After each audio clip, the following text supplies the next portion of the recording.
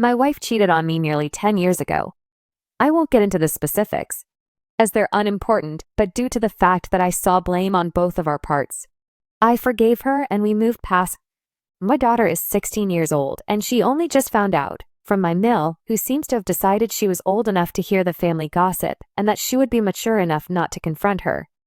Initially, my wife thought I had told her and came into my office where I had been to ask me what the hell I was thinking and if I was trying to destroy their relationship. She and my daughter have been strained for a couple years now, lots of arguing on both sides. She refused to believe that I hadn't said anything at first until my daughter entered the room and joined in on the screaming that I was too weak and her own mother had sold her. Fighting went on a long time, and honestly I may as well have not been there for all the good I did. I tried to step between them when I was concerned, but that only ended with some ringing in my ear, haha. Eventually, my wife left to cool off, and my daughter and I could talk. She wasn't happy with me either, and didn't hesitate to tell me so.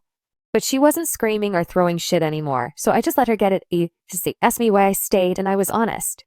That I was no perfect husband, and I decided not to end my marriage, break up our home, and destroy her childhood for something that I held blame in as well. Entire time I was speaking, she just kept watching me with this sad face that made me uncomfortable. But when I finished, she just shook her head and said that I needed to leave my wife, and that the cheating wasn't the only issue.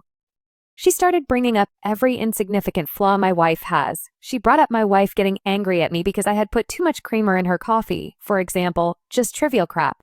I told her as much, but she just kept shaking her head. It ended up turning into an argument where she insisted I was some sort of victim and making some kind of getaway plan. I kept trying to talk her down, but that was going nowhere. I first tried my wife, but found my call went straight to voicemail.